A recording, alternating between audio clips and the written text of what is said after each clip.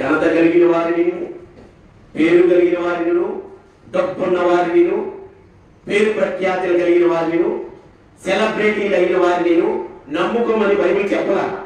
దేవుడు చెప్పిన మాట ఏంటంటే తన హృదయమును దేవుని వైపు తిప్పుకోమన్నాడు. వీళ్ళు ఏం చేస్తున్నారు చూడండి, హృదయమును యెహోవా నుండి తొలగించుకొని యెహోవా మీద నుంచి తొలగిపోయిందంట. దేవుడు ఏమంటున్నాడు, ఎవరి మనసు యెహోవా మీద అనుకునో వారిని పూర్ణ శాంతం కలిగిన వాడిని చేస్తానన్నాడు. దేవుడికి స్తోత్రం. కావాలా ఇది మనకి? పూర్ణ శాంతం కావాలా? ఈ లోకంలో ఉన్న గొప్ప ఘనతలు, పేరు ప్రఖ్యాతులు కావాలా? యేసయ్య మనకు కావాలంటే. దేవుడికి స్తోత్రం.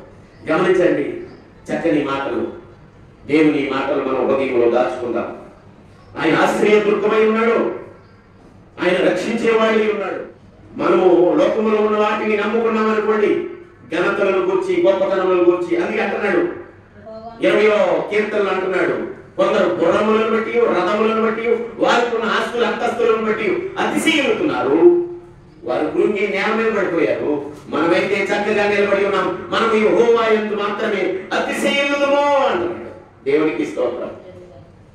మేము అదే చేస్తున్నాం. ఇప్పుడు ఎవరి మీద అతిశయించాం? మా గర్వము, అహంకారము, మా బలహీనతలు, మా లోక సంబంధమైన అసహ్య కార్యములు అన్ని పెంటగా ఎంచుకుని క్రీస్తు కొరకు యేసు క్రీస్తు వారిని ధరించుకుని యేసయ్య మార్గమును నడవడానికి ఇష్టపడుతున్నాము. దేవునికి స్తోత్రం. పౌలు గారు అదే చెప్తున్నాడు, సమస్తమును నేను పెంటగా ఎంచుకున్నాను, దేవుడే నాకు ఆయనను నా హృదయంలో ముద్రించుకున్నాను అంటున్నాడు. ముద్ర ఏ ముద్ర ఉందండి? అందుకే స్టార్టింగ్ లో అన్నా, నిద్ర లేవా అని ఎవరు గుర్తొస్తారు మనకి? ఏది ఎక్కువగా మనసులో ఉంటే అది వచ్చేస్తుంది. యేసయ్య ఎక్కువ ఉన్నాడు అనుకోండి మనసులో, నిద్ర లేక కానీ స్తోత్రం స్తోత్రం స్తోత్రం స్తోత్రం స్తోత్రం అని స్తుతులు చెల్లించి 2 చేతులు పైకెత్తి మోకరించి ప్రార్థన చేస్తున్నారా? పొద్దున్నే లేకనే క్రైస్తవ బిడ్డలు చేస్తున్నారా? అప్పుడు మన పనులు ప్రారంభించాలి. లేదనుకోండి, నీ క్రియలను బట్టి నిన్ను దేవుని రాజ్యంలో చేర్చుకున్న 134 కీర్తనలు మనం చదువుకున్నాం. సియోనులో నుండి నిన్ను ఆశీర్వదించును. ఎందుకంటే ఆయన సన్నిధిని, ఆయన స్తుతించడం నువ్వు మానలేదు. ఎవరు నవ్వుకున్నా, ఎవరు గేలి చేసినా. ఉదాహరణ చెప్తారు చూడండి, గొప్ప భక్తులు చెప్పిన మాటే. బొగ్గు గనుల్లో పనిచేస్తున్నాడండి ఒక ఆయన. ఆయనతో పాటు 10 మంది పనిచేస్తున్నారు. ఈయన ప్రతి ఆదివారం మందిరానికి వెళ్తాడు, ప్రార్థన చేసుకుంటాడు. ఆ 10 మందిలో ఈయన ఒకడు. ఈయన మాట నెగ్గదగా, ఇప్పుడు మాట్లాడాలి. మా మాట నెగ్గదగా, మేము సత్యం అంటే అది అబద్ధం అని చెప్తున్నారు బయట ఉన్నవాడు. వాక్యం చెప్తున్నావు అంటే మేము చెప్పేదే వాక్యం అంటారు. అక్కడ కూర్చుని టీ కొట్టులో కూర్చుని అంటే ఇట్లా ఆ బొగ్గు గనుల్లో ఈ 9 మంది ఉన్నారు. వారంలో ఈతలు ఒకడు. నాకు ఆ సబ్జెక్ట్ చెప్తుంటే కళ్ళ నీళ్ళు వచ్చి దేవుడికి తీసుకోవస్తారు. వాడు క్యారేజీ ఓపెన్ చేసి ప్రార్థన చేస్తాడట. బొగ్గు గనుల్లో గుహంలో దూరి బొగ్గు బాగా కొడతాడు. బొగ్గు ఎంత తెస్తారండి అంటే ఏమనంటే మాకు తెలియదు అంటాం కదా. పొయ్యి తెలియదు కూడా తెలియదు చాలా మంది. పొయ్యి ఎంత కొడబాగా కొట్టేవాడు కూడా ఉన్నాను, చూశాను నేను చాలా మంది. అనుభవం లేకుండా వాక్యం చెప్పట్లా. పొయ్యి అంటీగా పొలం పొయ్యి అందించారా? ఇప్పుడు అంతా టిక్కి బ్యాస్ అయిపోయింది. ఇప్పుడు ఇంకా దగ్గర నుంచి పెరుగుతుంది, కరెంటుతో వెళ్తుంది పొయ్యిలు. వెళ్ళి అక్కడ నుంచి కాలు అందిస్తే పెరిగిపోతుంది పొయ్యి. టెక్నాలజీ పెరిగిపోయింది. ఇప్పుడు పొయ్యి అంటించి ఊది తల్లిదండ్రులు కష్టాలు పడి అన్నం వండి, భూమి వండి, కూర వండి బిడ్డలకు పెడుతుంటే మనం ఎంత ఎత్తుకొచ్చాం. ఇప్పుడు గ్యాస్ వచ్చేసినాయిగా, ఎలక్ట్రికల్ స్టవ్లు వచ్చేసినాయి. ఇప్పుడు ఒక కరెంటు కాంతి పడితే పొయ్యిలు పోతాయి. వేడి ద్వారా అన్నం కూరలు వండుతున్నారు, అన్ని బాయిల్ చేసి గుడ్డు తినేస్తున్నారు. అందుకే బలహీనతలు వచ్చేస్తాయి, అనారోగ్య పరిస్థితులు వచ్చేస్తాయి.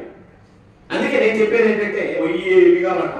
ఏ స్త్రీకైనా పొయ్యి వెలిగితే వారికి ఏమనేవాడు అంటే, అత్తమామలు ఏమనేవాడు, పొయ్యి వెలిగితే చక్కర పిల్ల. పొయ్యి వెలిగించినంటే పొయ్యి మండిపోయా నీళ్లు కాసేటప్పుడు, అన్నం ఉడికేటప్పుడు ఉడిపోవాలంటే. ఎవరికి స్తోత్రం. ఆమె చెయ్యి మంచిదండి, ఎందులో చెయ్యి పెట్టినా మంచిగా జరుగుతుంది. తెలియక జరిగి కొన్ని ఉంటాయి అనుకుంటే బలహీనతలు నేను ఎప్పుడు ప్రోత్సహించను. కానీ ఒకటే చెప్తున్నాను నేను, ఈ బొగ్గు గనుల్లో బొగ్గు చదువుతున్నాడు ఆయన. మధ్యాహ్నం అయింది, భోజనానికి రీచి అందరూ క్యారేజీలు ఓపెన్ చేసుకుని తినేస్తున్నారు. ఇతను మాత్రం క్యారేజీ డబ్బా ఓపెన్ చేసి పక్కన పెట్టి ఇందులో ప్రార్థన చేసుకున్నాడు. ప్రభువా నీకు స్తోత్రములు తండ్రి, ఆహారం ఇచ్చినందుకు వందనాలు. చేసుకున్నారా ప్రార్థన? ఇక్కడ చేసుకుంటారా? ఆవులు అంతా వేడి అప్ప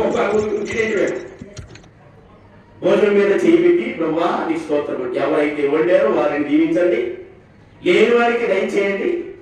ఎంతో మంది ఆహారం లేక బలహీనులు అయిపోతున్నారు. అనారోగ్యం ఉన్న బిడ్డలు కూడా ఆరోగ్యపరిచి మేము తింటున్న ఆహారం దీవించి మాకు కూడా శరీరానికి బలము ఆరోగ్యం శక్తిని ఇవ్వండి తండ్రి అని ఆమె అని చెప్పి అప్పుడు తింటున్నాడు. ఈలోగా కుక్క వచ్చిందంటే ఎక్కడి నుంచో కుక్క వచ్చి ఆ బాక్స్ క్యారేజీ పట్టుకుపోతుంది. కుక్క ఏం చేస్తుంది? పట్టుకుపోతుంది. అక్కడ ఉన్న 9 మంది చూసి నవ్వుకున్నారట. ఒక ఆమె అంటుంది ఇక్కడ నవ్వితే ఏమవుతుందంట, నవ్విన నాకు సేనే పండుగంట. ఏమైంది? నవ్వితే ఏమవుతుంది? దేవునికి స్తోత్రం. ఇతను ఏం చేశాడో చూడండి. ఆ బొగ్గు తీసే బొగ్గు కని గుహలో నుంచి పరుగు పరుగులు కుక్కలకి వెళ్ళాడంట. కుక్కను ఎందుకు పంపించాడో దేవుడు. దేవునికి స్తోత్రం. మరి ఎందుకు ఆయన మనసులో సరే పోతే పోయింది ఎక్కడే కూర్చోవాలా ఆ కోసం పరిగెత్తాడట. పరుగు దిగానే ఆ గుహలో నుంచి బయటకు వచ్చాడు. కుక్కను త్వారపోతున్నాడు. ఇంతలో గుహ మొత్తం ఆ 9 మంది మీద కూలిపోయి గుహ ఎక్కడుందండి చూసారా? యూట్యూబ్ ఛానల్లో వస్తుంది చూడండి. గుహ ఆ గుహ కూలిపోవటమే 9 మంది చనిపోయారు. ఇతను ప్రార్థన చేయటం వల్ల వారి నవ్వటం వల్ల ఇతను బ్రతికేది. దేవుడికి స్తోత్రం. హల్లెలూయా. మరి నీ ప్రార్థన నిన్ను రక్షిస్తుందా? నీ ప్రార్థన నిన్ను కాపాడుతుందా? నీ ప్రార్థన నీ కుటుంబాన్ని రక్షిస్తుందా? నీ ప్రార్థన నీ రక్షణకు సాదృశ్యమై ఉందా? నువ్వు ఆరాధన చేసే ఆరాధన, నువ్వు పాడే పాట, నువ్వు వినే వాక్యం నీ కుటుంబానికి నీకు రక్షణ కలుగు చేస్తుందా? ఈ కుమారుడు బొగ్గు గదులో నుంచి బయటకు వచ్చేసాడు. బొగ్గు గుహ మొత్తం కూలిపోయింది. వారి మీద నవ్విలో ఏమైపోయారో ఇతను మాత్రం రక్షింపబడ్డాడు. కానీ ఇతను నెత్తి నోరు కొట్టుకుంటూ అయ్యో అయ్యో చనిపోయారని వారి కోసం ఏడుతున్నాడు అన్న. అందరూ గుమ్ముగూడే. ఎవరిని బయటికి తీస్తారు? అందరూ చనిపోయారు. ఇతను కూడా మాత్రమే బ్రతికి రక్షింపబడ్డాడు. దేవునికి స్తోత్రం. నువ్వు చేసే ప్రార్థన నీ కుటుంబానికి ఆదరణగా ఉంటా. నువ్వు చేసే భక్తి నీ భర్తను, నీ భార్యను, నీ బిడ్డలను రక్షించేదై ఉండాలి. దేవునికి స్తోత్రం. ఇదే నాకు గుర్తొచ్చే మాట ఏంటంటే, ఎవరి మనసు యెహోవా మీద ఆనుకునో వాడి ప్రార్థన దేవుడు వింటాడు. రాత్రి 34వ కీర్తన ధ్యానం చేశాం. ఎల్లప్పుడూ యెహోవా నామములో సన్నుతిస్తాము, స్తుతిస్తాము. మేము దేవుని వైపు చూస్తున్నాము. దేవుని వైపు చూసిన వారికి సిగ్గు కలగదు. వారి ముఖములు ఎన్నడూ కూడా లజ్జింపకపోవు. వారికి వెలుగు కలిగిను. వారిని నేను రక్షిస్తాను అంట. ఏమంటున్నాడండి? వారిని నేను రక్షిస్తాను అంటున్నాడు. కనుక మనము కూడా ఆయన రక్షణ బాటలో నడుద్దాం. ఆయనే మనలను కాపాడువాడు. సత్యమును గుర్తిద్దాం. మనుషులు చెప్పే మాటలు ఏమి మానుకోవటం కాదు. సత్యమును గుర్తిద్దాం. సత్యమేదో గుర్తిద్దాం. ఏమి జరుగుతుంది మన చప్పరిచేర ప్రాంతాలలో? దేవునికి మహిమకరంగా మనం బ్రతుకుతున్నామా? మనం ఇప్పటి వరకు ఏం చేశాం? ప్రార్థనకి వెళ్ళాం. ఆదివారం దాటిపోతే సోమ, మంగళ, బుధ, గురు, శుక్రవారం, శనివారాలు. మళ్ళీ గుర్తొచ్చేది ఆదివారం. ఈ తర్వాత ఈ గడిచిపోతున్న ఈ 6 దినాలు ఏమైపోతున్నాయి? ఎవరిని స్తుతిస్తున్నాము? ఎవరి నామ ఘనత కొరకు మనం బ్రతుకుతున్నాము? ఈ విషయాన్ని జ్ఞాపకం చేసుకుని తలను ఉంచుకుని కళ్ళు మూసుకుని ప్రభువా నీ చిత్తమేమై ఉన్నదో నీ ఆలోచన ప్రకారం మమ్మల్ని నడిపించండి. నీ ముద్ర మిమ్మల్ని మేము ధరించుకుని మా హృదయంలో నీ వాక్కును ముద్రించుకున్నట్లు సహాయం చేయదని ప్రార్థన చేసుకుందాం. స్తోత్ర స్తోత్ర. తలను ఉంచుకుని కళ్ళు మూసుకుని ప్రార్థన చేసుకుందాం. చాలా మాటలు ఉన్నాయి చెప్పడానికి, చాలా సబ్జెక్ట్ ఉంది. నేను త్వరగా ముగిస్తున్నాను. సమయం 12 అయింది కనుక 12 గంటలకు మనం ముగించుకుంటాం. కాబట్టి మరి దేవుడు మన ఎడల చూపించే గొప్ప కార్యం నవ్వొద్దని నేను అంటున్నా. ఏమంటున్నాను? నవ్వు. బైబిల్ గ్రంథంలో నవ్వమని కూడా చెప్పాడు. ఎవరికైనా వాక్యం తెలియకపోతే తీసుకురండి, నేను చెప్తా సమాధానం. బైబిల్లో మొత్తం రాయబడి ఉన్నది. ఏదో బైబిల్లో ఉన్న 66 పుస్తకాలు ఏం చేసుకుంటే బైబిల్ వచ్చేసినట్టు కాదు. బైబిల్లో ఉన్న గొప్ప మాటలు ఉన్నాయి. దేవుడు నవ్వితేనే ఆరోగ్యం అని చెప్పాడు. ఇప్పుడు డాక్టర్లు తెలుసుకున్నారు, మొన్న మధ్య తెలుసుకున్నారు డాక్టర్లు నవ్వితే ఆరోగ్యం అని. దేవుడు ఎప్పుడో కొన్ని వేల సంవత్సరాల క్రితం ఈ పరిశుద్ధ గ్రంథంలో రాసి ఉంచాడు. నవ్వితే నీకు ఆరోగ్యం అని. నవ్వండి, సంతోషించండి. మరలా చెప్పారు, సంతోషించండి, ఆనందించండి. నవ్వుట వలన వారి జీవితంలో వారు ఆరోగ్యంగా ఉంటారు. సంతోషమే సగం బలము అని మనం ఎప్పుడు నేర్చుకుంటున్నాం. యేసయ్య ఎప్పుడో చెప్పాడు నవ్వమని. కానీ అనవసరమైన విషయాలకి నవ్వమని కాదు, ఎకీకరముగా నవ్వమని కాదు, ఎదుటి వాడిని చూసి అతన్ని బలహీనపరచడానికి నవ్వమని కాదు. నవ్వడం దేవునికి అంగీకారంగానే ఉండాలి. నీ హృదయానికి, నీ శరీరానికి ఆరోగ్యం ఉండాలి. ఆ నవ్వు చాలా మంది నవ్వుతూ ఉంటారు, నవ్వుతూ పలకరించుకుంటూ ఉంటారు. నవ్వుతూ వారు ఒక వీధిలో ఉంటే వారి నవ్వు వల్లనే ఆ వీధిలో ఉన్న వారు సంతోషంగా బ్రతుకుతారండి. అటువంటి నవ్వు కావాలి. మంచి నవ్వు నవ్వండి, ప్రేమ కలిగిన నవ్వు నవ్వండి, అందరినీ హత్తుకునే నవ్వు నవ్వండి. ఈ గొప్ప గల్లీలో ప్రార్థన చేసుకునే వాడిని చూసి నవ్వారంట. ఆ 9 మంది నవ్వారు, వారు మరణమైపోయారు. అటువంటి బలహీనతలో మనం ఉండకుండా మనం బ్రతకాలి. ఆయన అంటున్నాడు 34వ కీర్తనలో, మేలు నొందుచు అనేక దినములు బ్రతకగోరు వాడు ఎవడైనా ఉన్నాడా?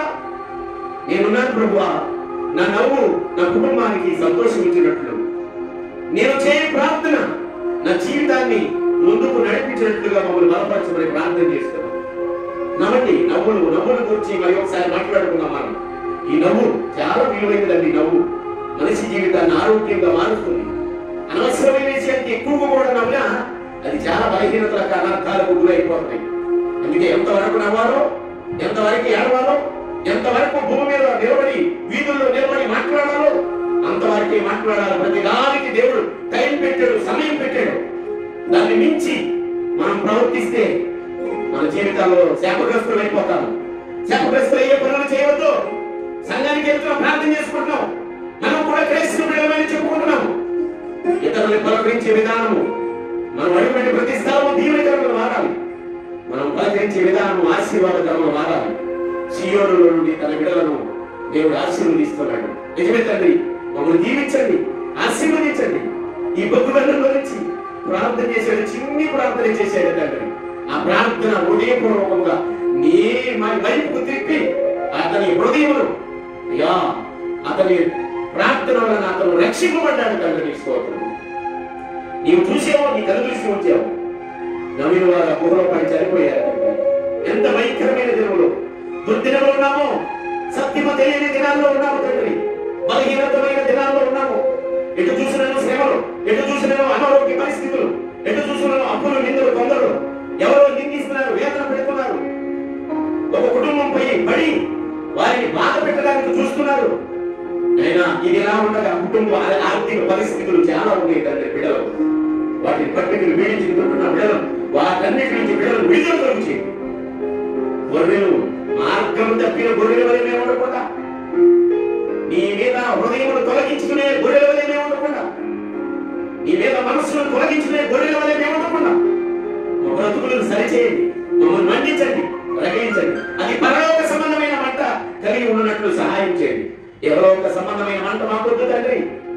ఎవరోక సంబంధమైన ఈ వెలుగు మాకొద్దు.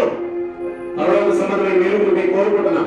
భూమిలో నుంచి వచ్చిన ఆ కట సర్పంలో నుండి అగ్ని వస్తుందంట, అది కూడా మంట మండిస్తుందంట ప్రభు. ఆ మంట మాకొద్దు తండ్రి. అది అబద్ధపు మంట, అబద్ధ బోధకులు, అబద్ధ సాక్షులు, నేను క్రీస్తునే, నేను యేసయ్య బిడ్డనే అని చెప్పుకొని సంఘాలను పాడు చేసి భయంకరమైన దినములు వచ్చే ఉన్నవి తండ్రి. ఏ ఒక్క ఆత్మ నశించిపోకుండా, ఒడిదుడుకులు పడిపోకుండా, వారి ఎన్నుకున్న మార్గము పాడైపోకుండా, వారు తీసుకుంటున్న నిర్ణయము నశించిపోకుండా వారిని పూర్ణ శాంతంతో నింపండి. వారిని అభిషేకించి బలపరచండి. వారి వాగ్దానములు వారి పట్ల నెరవేర్చండి. అది పరలోక సంబంధమైన వాగ్దానములు బిడ్డలు గుర్తించినట్లు సహాయం చేయండి. నీవన్నావు తండ్రి, నీ వచ్చే దినంలో ఇది ఇట్లానే జరుగుతాయి, నన్ను చూపిస్తారు, నేను కనబడేటట్టు కూడా చేస్తాడు సాతానుడు. వారి మాటలు నమ్మరు. పూర్తిగా నన్ను అంగీకరించిన వారికి మాత్రమే ఈ మాటలు అర్థమవుతాయి అని చెప్పావు తండ్రి. మమ్మల్ని జ్ఞాపకం చేసుకుని బలపరచుకొని ప్రార్థన చేసి ఈ సన్నిధిని చెప్పబడిన విత్తబడిన వాక్యములు ఈ ప్రజలందరినీ మీ చేతులకు సమర్పించుకోండి. నీతి సూర్యుడు నమ్మదగిన దేవుడైన యేసుక్రీస్తు వారి నామమున ప్రతిమలాడి వేడుకొనుచున్నాను తండ్రి. ఆమేన్. మన తండ్రి అయిన దేవుని ప్రేమ, కుమారుడైన నమ్మకమైన సాక్షి, మృతులను లేచిన ఆది సంపూర్ణుడు, భూపతులైన యేసుక్రీస్తు వారి యొక్క కృప, పరిశుద్ధాత్మ అన్యోన్య సహవాసం, నెమ్మది, సమాధానం చేరుకుని ప్రార్థించే మనందరికీ తోడై ఉండి నడిపించును గాక. Amen. Amen. God bless you. దేవుడు మిమ్మల్ని దీవించును గాక. Praise the lord.